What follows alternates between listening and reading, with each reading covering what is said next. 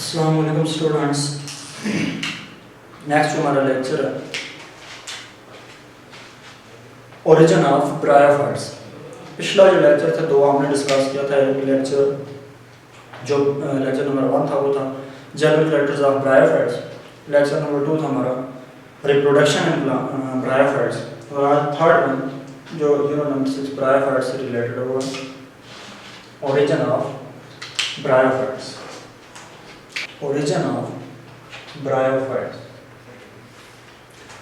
इस लेक्चर में हम ये देखेंगे कि जो ब्रायोफाइट्स हैं ये ब्रायोफाइट्स किस तरह ओरिजिनेट हुए और किस ग्रुप से ओरिजिनेट हुए, या एवोल्यूशन की अगर हम बात करें कि कहाँ से ये इवॉल्व हुए या ओरिजिनेट हुए, तो ये देखेंगे। अब जनरल में अगर इसकी ओरिजिन की बात करूँ कि कैसे हमें ये पता चला कि ये कहाँ से ओरिजिनेट हुए, चूँकि नेचर के अंदर कोई भी फॉसिल्स ब्रायोफाइट्स नहीं मिल रहे। जिस तरह टेरोफाइट्स के कुछ फॉसिल्स हैं, इस तरह ब्रायोफाइट्स के जो नॉन फॉसिल्स हैं वो नहीं। उनके न होने की वजह से फिर क्या किया जाता है कि जो मॉर्फोलॉजी कंपैरेटिव मॉर्फोलॉजी हम करते हैं और उसके अलावा ऑन्टोजेनी जो लिविंग प्लांट्स हैं आज के, उनकी आपस में जो कंपैरेटिव मॉर्फोलॉजी और उनकी ऑन्टोजेनी के बेस पे ये डिटरमिन करते हैं कि ये कहाँ से ओरिजिनेट हुए। बाकी इनके कोई नॉन फॉसिल्स मौजूद नहीं। No non fossils bryophytes exist, कि कोई भी जो नॉन फॉसिल्स है वो एग्जिस्ट नहीं। तो दैट्स व्हाई हम क्या करते हैं, ओरिजिन किस तरह डिटरमाइन करते हैं, by comparative morphology and ontogeny.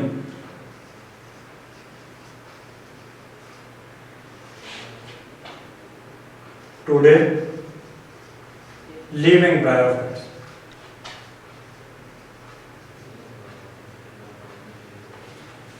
कि जो आज के प्लांट्स हैं उनकी हम एवोल्यूशनरी रिलेशनशिप, उनकी जो मॉर्फोलॉजी है उसको कंपेयर करके, उनका कंपैरेटिव एनालिसिस करके हम ये डिटरमाइन करते हैं कि ये जो ब्रायोफाइट्स ये कैसे ओरिजिनेट हुए, क्या इनके जो है स्टेप्स हो सकते हैं कि किस तरह ये यहाँ से ओरिजिनेट हुए, जो टुडे लिविंग प्लांट्स हैं उनकी कंपैरेटिव एनालिसिस करके।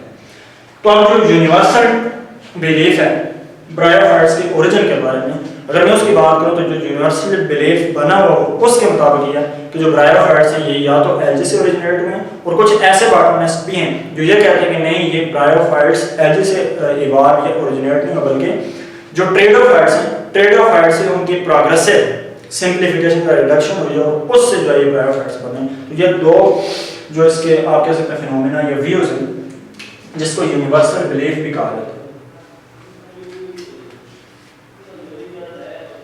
यूनिवर्सल बिलीफ अबाउट ओरिजिन, कि जो ब्रायोफाइट्स का ओरिजिन है उसके लिए एक यूनिवर्सल आप इसमें बिलीफ बना हुई है। पहली कि जो ब्रायोफाइट्स हैं, bryophytes originated or evolved from green algae, कि ये कहाँ से इवॉल्व हुई ओरिजिनेट हुई, ग्रीन एल्गी से। तो कुछ बॉटनिस्ट ये भी कहते हैं कि ये एल्गी से इवॉल्व नहीं हुए बल्कि किससे हुए, ट्रेडोफाइट्स। Some botanists thinks that bryophytes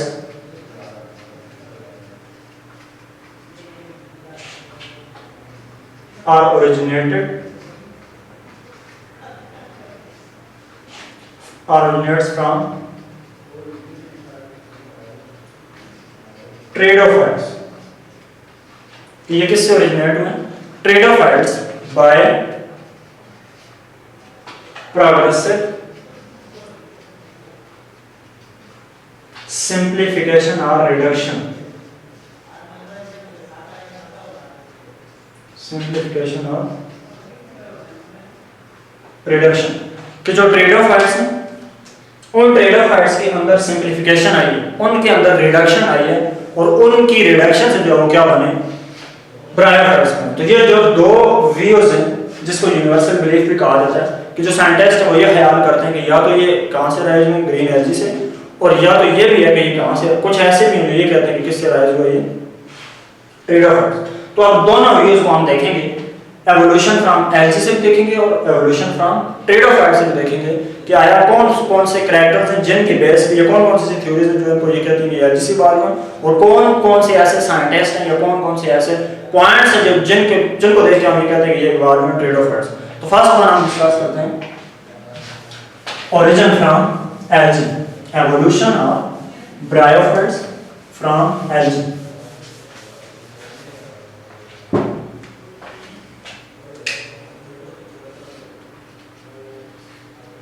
Origin of bryophytes from algae। यानी पहले हम ये डिस्कस करते हैं कि जो ब्रायोफाइट्स हैं एलजी से इनका अगर ओरिजिन है तो वो कैसे हुए, क्या क्या चेंजेस आई और क्यों हम कह रहे हैं। तो एलजी से ओरिजिन के भी कुछ पॉइंट्स हैं कि जिन पॉइंट्स के बेस पे हम ये कहते हैं कि इन सिमिलरिटी की वजह से, इन पॉइंट्स के कंपैरिजन की वजह से हम ये कहते हैं कि ये इवॉल्व हुए ब्रायोफाइट्स किससे, एलजी से। अब वो कौन से पॉइंट्स हैं, following main points support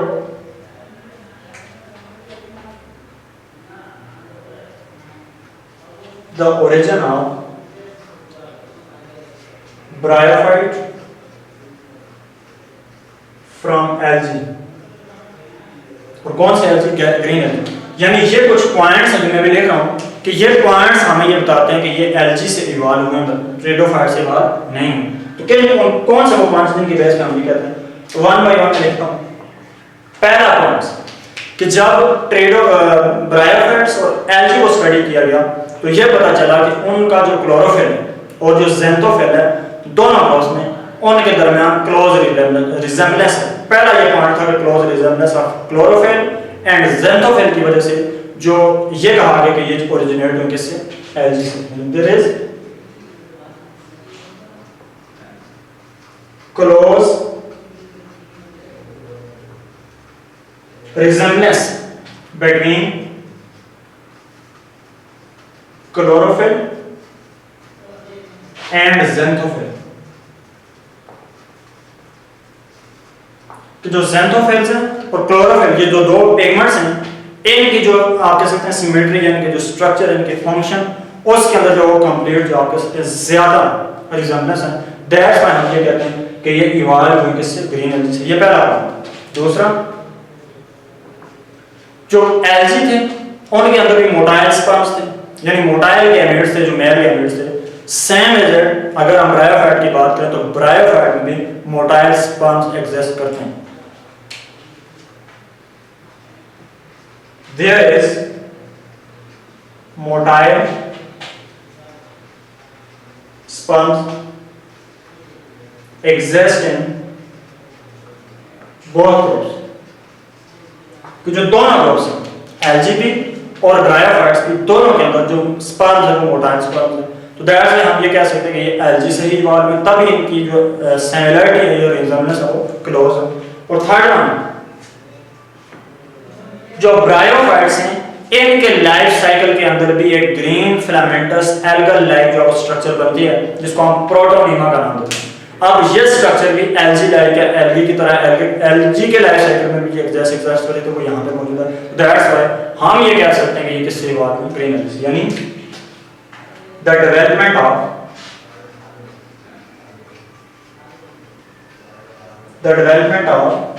green filamentous, the development of green and filamentous algal like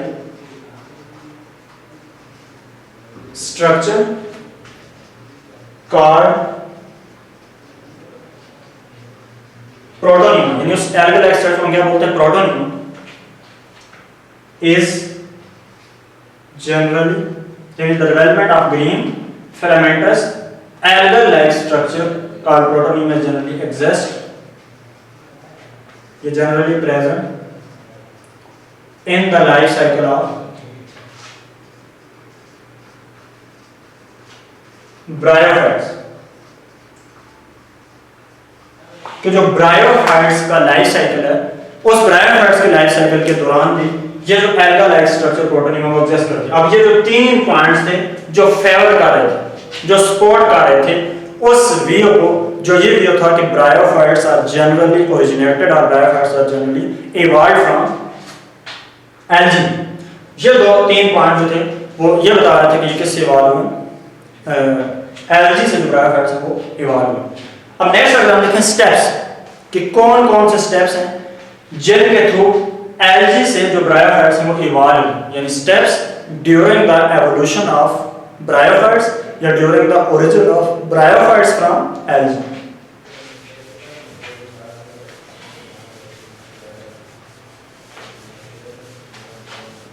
steps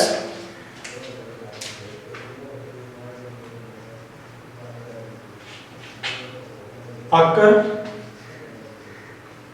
during the evolution of bryophytes from algae, कि जो ग्रीन एल्गी हैं उनसे एवोल्यूशन के दौरान जो ब्रायोफाइट्स में क्या क्या चेंजेस आई, किस तरह जो है वो इवॉल्व हुए। तो पहला स्टेप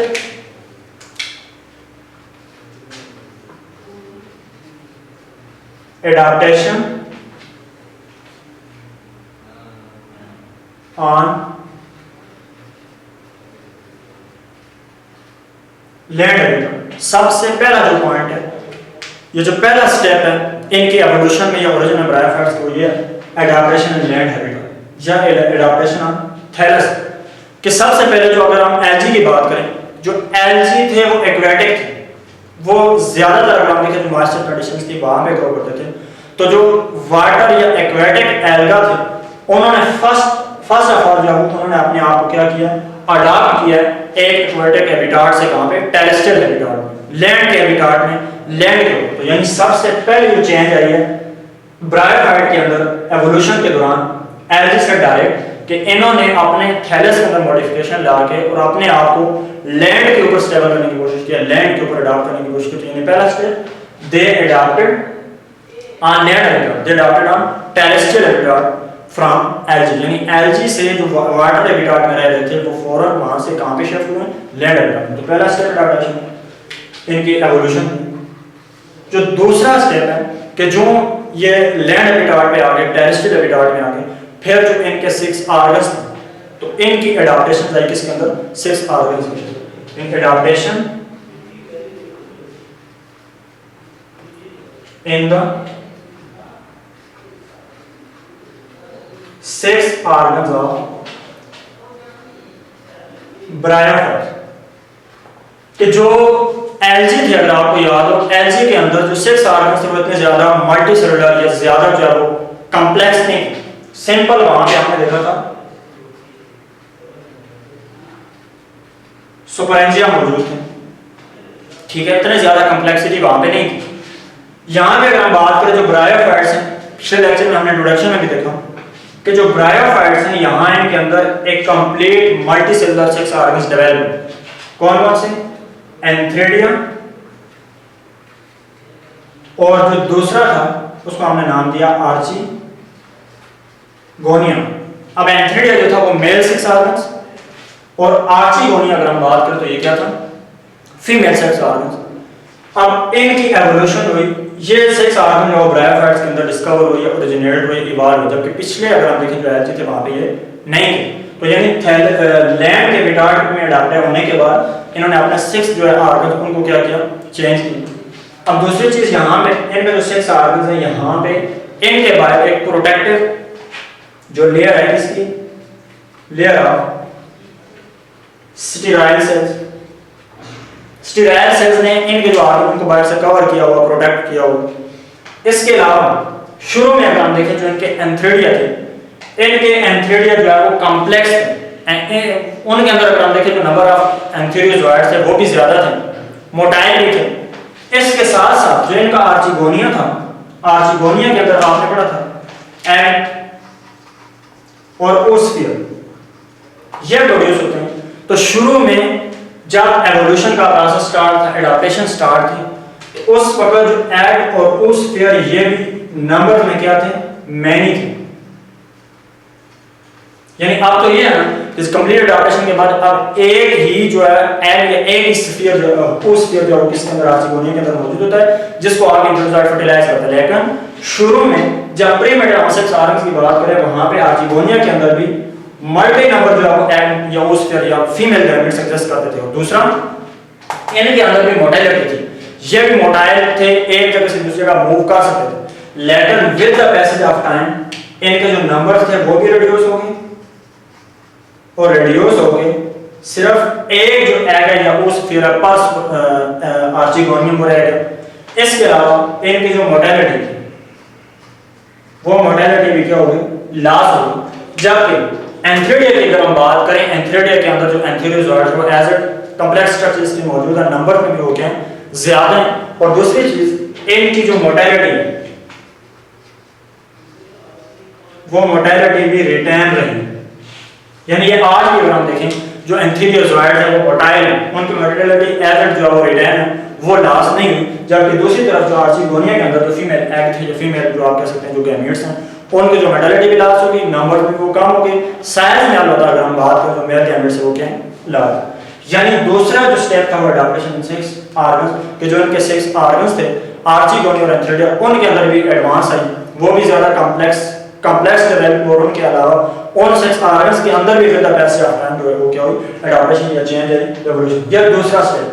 थर्ड में अगर बात करूं जो थर्ड स्टेप था एलजी से एवोल्यूशन के दौरान, वो ये था एडाप्टेशन और एवोल्यूशन। एडाप्टेशन और एवोल्यूशन और evolution of alternation of generation. तो ये कहा जाता है कि तीसरा पॉइंट जो इस से ऑर्गन्स की एडाप्टेशन के बाद एडाप्टेशन आई वो ये कि जो अल्टरनेशन ऑफ जनरेशन है वो टेक प्लेस हुई, वो डिस्कवर हुई, वो इंट्रोड्यूस हुई ब्रायोफाइट्स। जबकि बाद में जब स्टडी की गई तो ये पता चला कि जो अल्टरनेशन ऑफ जनरेशन है ये इनके लैंड के आने के बाद या इनके 6 ऑर्गन में एवोल्यूशन के बाद इवॉल्व नहीं हुई, बल्कि जो कुछ ऐसे मेंबर्स हैं एलजी के वहां पे भी अल्टरनेशन ऑफ जनरेशन एग्जिस्ट करती है, जिसके बाद ये कांसेप्ट जो है वो डिग्रेड हो गया कि ऐसा नहीं है कि इन लैंड को अडॉप्ट करने के बाद जो ब्रायोफाइट्स के अंदर अल्टरनेशन ऑफ जनरेशन आई है, बल्कि ये कहीं पहले ही जो डिस्टेंटली टैक्सा थे किसके, एलजी के। यानी कुछ ऑर्डर जो मेंशन किए भी जाते हैं, एक जो क्लेडोफोरेलिस,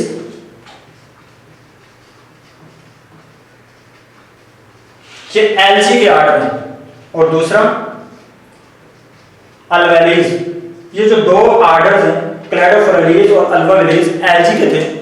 जब इन डिस्टिंक्टली टैक्सा जो थे एलजी के, इन ऑर्डर्स के अंदर ये देखा गया, इन मेंबर्स के अंदर ये देखा गया कि अल्टरनेशन ऑफ जनरेशन मौजूद है, जिसके बाद ये कांसेप्ट टोटली जो डिग्रेड हो गया कि ऐसा नहीं है कि जो लैंड के अडॉप्ट होने के बाद ब्रायोफाइट्स के अंदर जो अडॉप्टेशन या एवोल्यूशन आई है अल्टरनेशन ऑफ जनरेशन में, बल्कि ये कहीं पहले भी एग्जिस्ट करती थी। तो जिसके बाद ये कांसेप्ट वो डिग्रेड हुआ कि ये बाद में बाद में बल्कि पहले भी एग्जिस्ट करती थी, उसी के अंदर कुछ मॉडिफिकेशन आई है। तो इसके बाद ये भी पता चला कि जो अल्टरनेशन ऑफ जनरेशन में एवोल्यूशन ऑफ स्पोरोफाइट है और एवोल्यूशन ऑफ गैमेटोफाइट है, ये भी इंडिपेंडेंटली इवॉल्व हुए हैं, ये एक दूसरे के साथ उनका कोई रिलेशन नहीं। यानी जो गैमेटोफाइट है वो अलग से इवॉल्व हुए और जो स्पोरोफाइट है वो अलग से इंडिपेंडेंटली इवॉल्व हुए। यानी gametophyte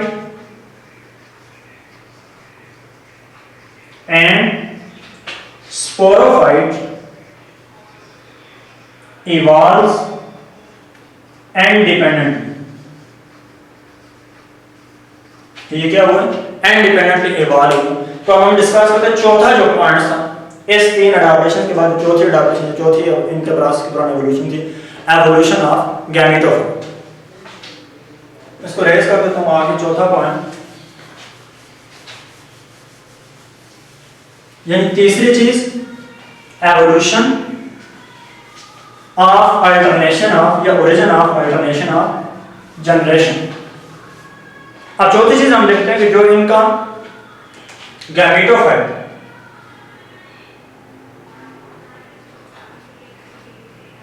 evolution of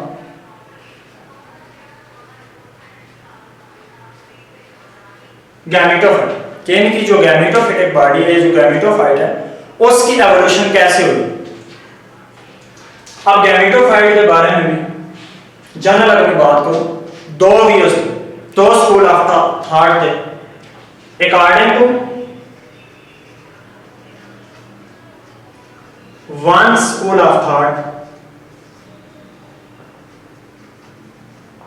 school of thought का ये मतलब दो सोचों वाले लोग थे। एक सोच वाले जो एक स्कूल ऑफ थॉट था वो क्या कहता था, उसके मुताबिक जो प्रीमिटिव गैमेटोफाइट में वो एक इरेक्ट लीफी प्लांट था। Primitive gametophyte is a erect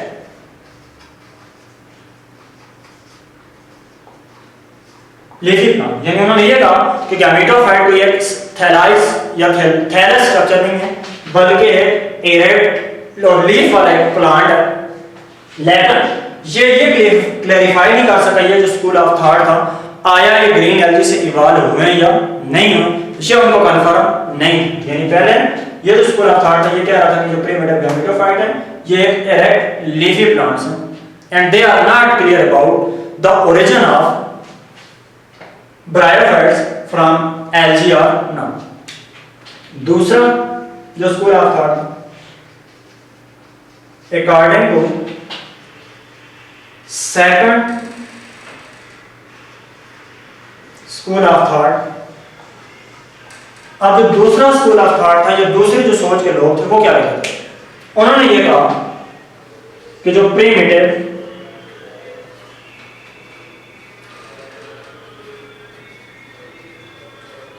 primitive gametophyte है इज अ थैलोस स्ट्रक्चर।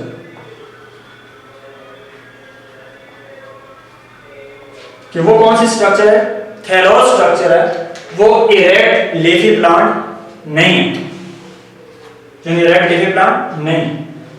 और दूसरा इन्होंने ये भी कहा, इन्होंने चूंकि ये क्लियर नहीं थे कि आया ये एल्गी से इवॉल्व हुए या नहीं, लेकिन इन्होंने ये कहा कि ये जो पैरेनकाइमेटस जो एल्गी हैं उनसे इवॉल्व हुए।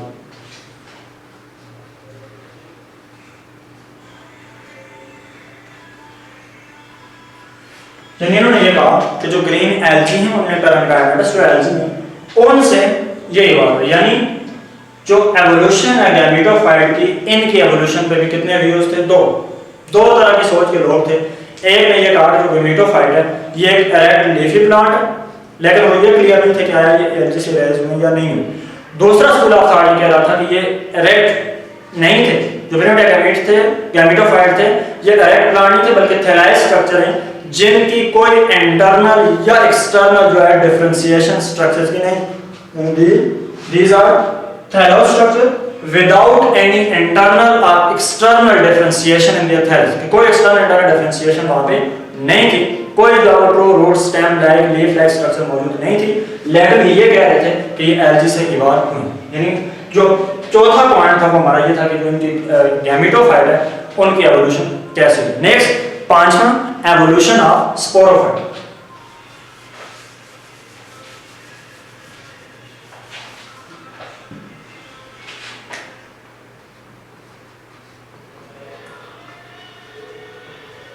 एवोल्यूशन ऑफ स्पोरोफाइट, कि जो इनका स्पोरोफाइट है उनका ओरिजिन या उनकी एवोल्यूशन कैसे हुई। तो जिस तरह के गैमेटोफाइट के लिए दो व्यूज थे, एक का आइडिया या एक का कंसेप्ट कुछ था और दूसरा कुछ सोच रहा था, सेम रिजल्ट जो स्पोरोफाइट थे इनका ओरिजिन या इनकी एवोल्यूशन कैसे हुई है, इसके बारे में जनरल अगर हम बात करें, दो थ्योरीज जो इस एवोल्यूशन ऑफ जो स्पोरोफाइट है इसको एक्सप्लेन कर दो। पहली चीज या पहली थ्योरी,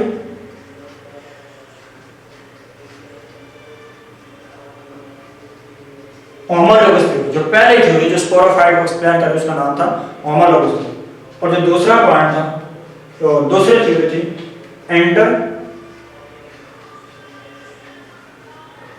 इंटरकलेशन या एंटीथेटिक थ्योरी।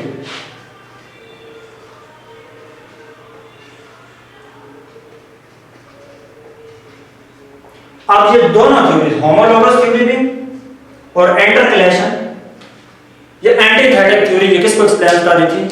ओरिजिन और एवोल्यूशन ऑफ स्पोरोफाइट, कि ये स्पोरोफाइट है वो कैसे इवॉल्व हुआ। अब अगर पहले मैं होमोलोगस थ्योरी की बात करूं, जो होमोलोगस थ्योरी थी इसके अकॉर्डिंग अगर मैं स्पोरोफाइट को डिटरमाइन करूं या उसको डिफाइन करूं कि जो स्पोरोफाइट है इसकी एवोल्यूशन कैसे हुई। होमोलोगस थ्योरी के मुताबिक स्पोरोफाइट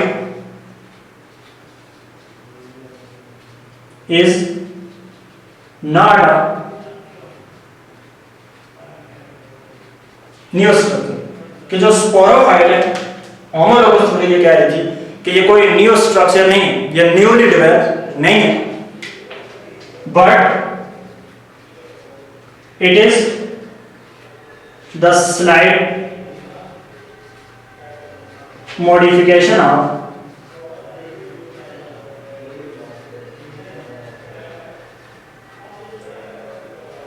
गैमेटोफाइट, कि जो गैमेटोफाइट एक प्लांट बॉडी है उसी गैमेटोफाइट के अंदर थोड़ी सी स्लाइड जो मॉडिफिकेशन आई है, थोड़ी सी चेंज आई है, जिस चेंज से क्या चीज प्रोड्यूस होगी है, क्या बन गया?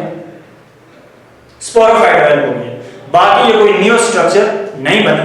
और ये किस लिए बनी है? होमोलोगस थ्योरी ये कह रही थी जो स्पोर्स थे उन स्पोर्स की फॉर्मेशन के लिए, जो आप कह सकते हैं जो स्पोरोफाइट है उसके लिए जो ये इवॉल्व हुई या प्रोड्यूस हुई। It is just produced for the production of spores। कि स्पोर्स की प्रोडक्शन की नेसेसरी थी, गैमेटोफाइट ने अपने अंदर थोड़ी सी मॉडिफिकेशन की और मॉडिफिकेशन से क्या चीज बन गई? स्पोरोफाइट। ये कौन कह रहा था? Homologous theory. और दूसरा एक पॉइंट होमोलोगस थ्योरी का ये भी था कि ये जो स्पोरोफाइटिक प्लांट बॉडी और जो गैमेटोफाइट है ये दोनों आइसोमॉर्फिक थे, इनके स्ट्रक्चर इनकी सिमेट्री भी बिल्कुल क्या थी? सेम थी, यानी ये डिफरेंट नहीं थी। यानी स्पोरोफाइट एंड गैमेटोफाइट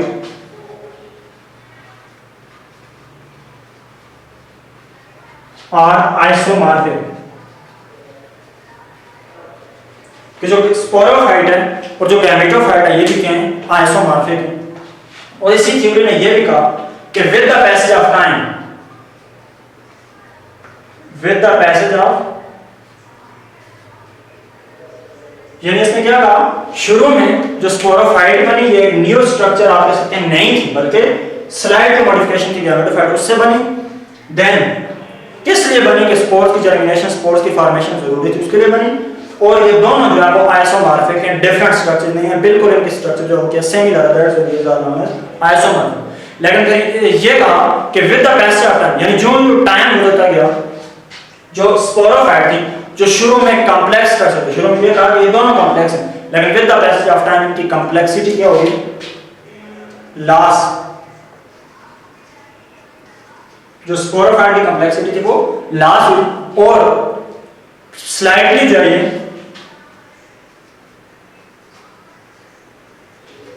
डिपेंडेंट होगी। जो स्पोरोफाइट है वो स्लाइडली किसके ऊपर डिपेंड होगी? Dependent on gametophyte for nutrition. और चेंजिंग और passage with the passage of time ये हुआ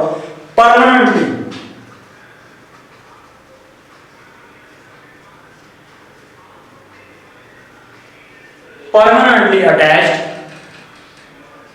with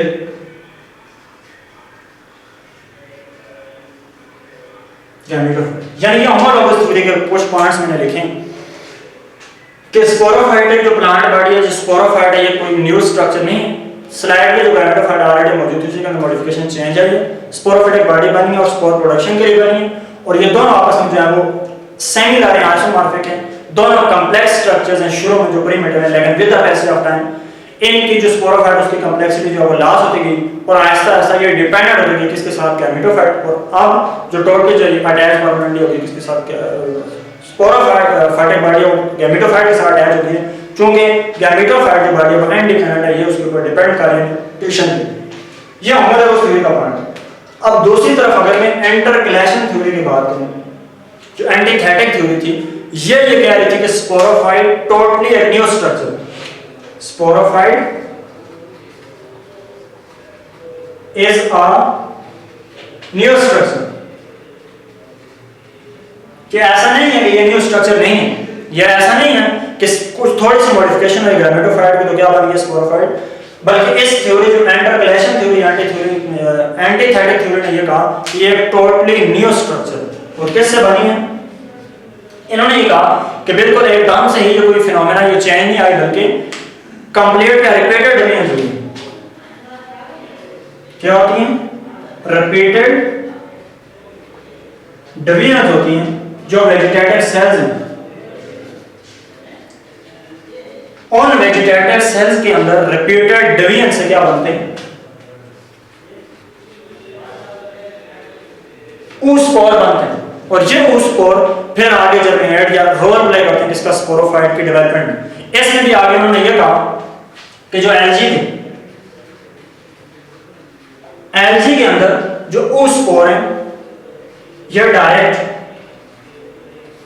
आगे स्पोर बना देते थे, कि oospore जर्मिनेट होकर ये आगे मॉडिफाई होकर डायरेक्ट स्पोर जो स्पोरोफाइट की फॉर्मेशन करते हैं। जबकि इस एवोल्यूशन के प्रोसेस के दौरान जो एडवांसमेंट आई या एवोल्यूशन हुई ब्रायोफाइट में, तो ब्रायोफाइट में ये चेंज आई कि जो oospore था, ये oospore पहले डिवाइड हो वेजिटेटिव सेल के अंदर डिवीजन होती थी और डिवाइड होकर ये वेजिटेटिव टिश्यू बनाते थे, वेजिटेटिव टिश्यू, यानी ये डायरेक्ट स्पोरोफाइट में कन्वर्ट होते थे, बल्कि पहले डिवीजन के अंदर में वेजिटेटिव टिश्यू बनते थे, और ये जो वेजिटेटिव टिश्यू है ये देन ग्रो करके चेंज होके डेवलप करते थे किसको, स्पोरोफाइट। यानी शुरू के अंदर जो शुरू से अगर मैं बात करूं, इंटरकलेशन थ्योरी ने यह कहा कि स्पोरोफाइट एक न्यू स्ट्रक्चर नहीं है, बल्कि कई चेंजेस, कई डिवीजन टेक प्लेस होती है, कई चेंजेस होती हैं जिसके नतीजे में जाके स्पोरोफाइट बनती है। उन्होंने ये कहा कि वेजिटेटिव सेल्स उनके अंदर डिवीजन होती है, मल्टीपल रिपीटेड डिवीजन के नतीजे में अगर हम देखें जो है कि स्पोरोफाइट उसकी फॉर्मेशन होती है, जो वेजिटेटिव सेल्स उनके अंदर डिवीजन होकर oospore बनते हैं। एल्गी में oospore डायरेक्ट जर्मिनेट होकर स्पोरोफाइट बनाते हैं, जबकि जो एडवांसमेंट या इस एवोल्यूशन का प्रोसेस के दौरान से गुजरा ये प्रोसेस, उससे ये होगा जो oospore है वो पहले वेजिटेटिव सेल टिश्यू की फॉर्मेशन होती है, और वो जो वेजिटेटिव जो टिश्यू है वो ग्रो होकर देन या चेंज होकर इवॉल्व होकर किसी फॉर्मेशन होते हैं स्पोरोफाइट। यानी ये था एवोल्यूशन ऑफ स्पोरोफाइट कि किस तरह इनकी एवोल्यूशन जो स्पोरोफाइट का एवोल्यूशन जो है ये इसकी फॉर्मेशन जो है गैमेटोफाइट से कैसे हुई, दो थ्योरी एक्सप्लेन कर रहे थे। अब यहां तक ये जो पॉइंट्स थे, 5 पॉइंट्स हैं ये इन द डेवलपमेंट ऑफ या in the evolution of bryophytes from algae. ये एल्गी के बारे में सारी चीजें हमने डिस्कस की। नेक्स्ट जो दूसरा व्यू था, जो दूसरा यूनिवर्सल बिलीफ था, बहुत साइंटिस्ट ये कहते थे कि आया ये सिर्फ एल्गी से इवॉल्व नहीं हुआ बल्कि किससे हुआ, ट्रेडोफाइट्स से। तो अब अगर हम ट्रेडोफाइट्स की बात करें,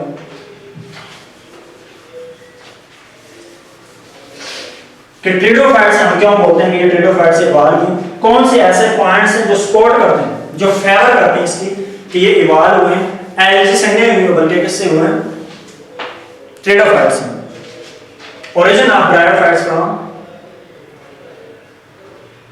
ट्रेडोफाइट्स, यानी जो दूसरा व्यू था ओरिजिन ऑफ ब्रायोफाइट्स फ्रॉम ट्रेडोफाइट्स। अब बहुत सारे साइंटिस्ट थे जिनका बिलीफ ये था कि bryophytes were originated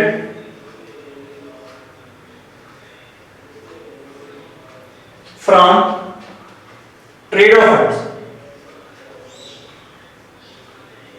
bye progressive simplification by progressive simplification or reduction, कि जो जर्नल ट्रेडोफाइट्स हैं उन ट्रेडोफाइट्स की बॉडी के अंदर प्रोग्रेसिव रिडक्शन हुई है, सिंप्लीफाई हो गए वो, और वो सिंप्लीफाई होकर उन्होंने किसकी प्रोडक्शन की है? ब्रायोफाइट्स। इस तरह ओरिजिनेट हुए।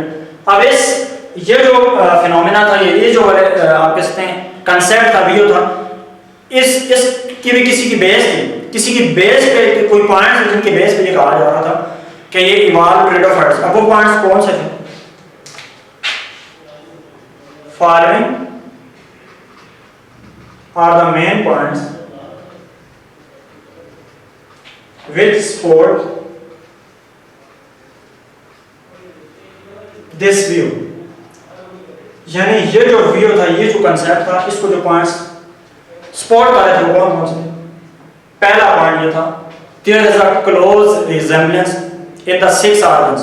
जो ट्रेडोफाइट्स के सिक्स ऑर्गन्स थे, सिक्स ऑर्गन की स्ट्रक्चर्स थी, जो ब्रायोफाइट थे, ये क्या थे? रिजेम्बलेंस कर रहे थे। There is a close resemblance between six organs, both groups। जो दोनों ग्रुप्स थे, इनके जो सिक्स ऑर्गन्स थे वो सेमिलर थे। जो six organs, multicellular six organs यहीं पे भी थे और ट्रेडोफाइट में। दूसरा पॉइंट इनकी फेवर कर रहा था, देयर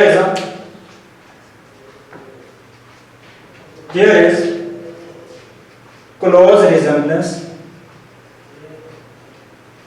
इन द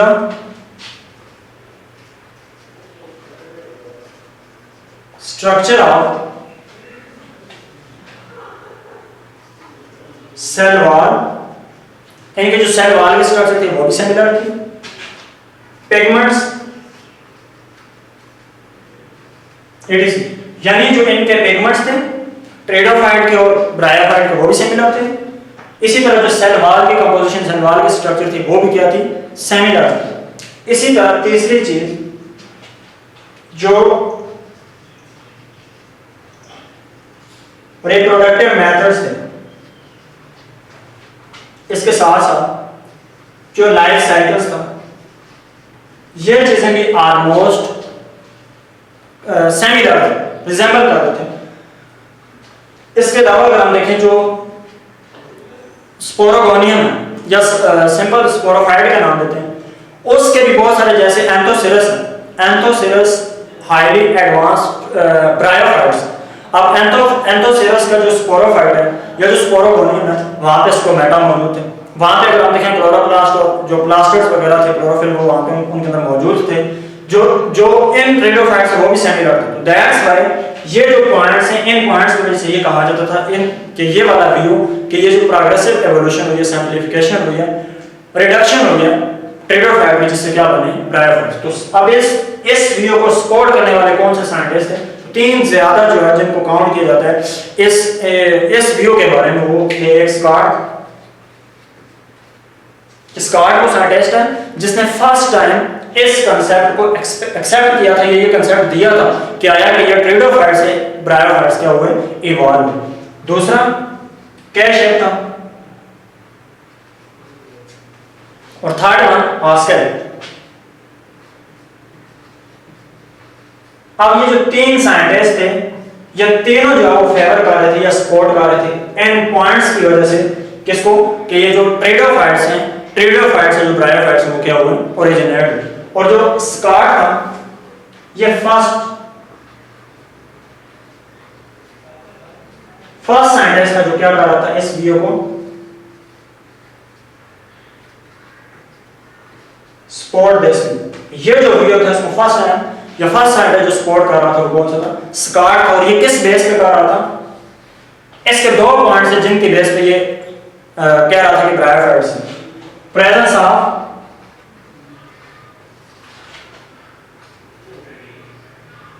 क्लोरोप्लास्ट, या सिंपल मैं कहूं plastid, in the sporogonium of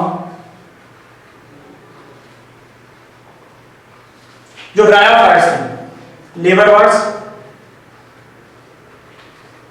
और हार्नवर्ड्स, ये सिंपल एंथोसेरस जिनको आप बोलते हैं।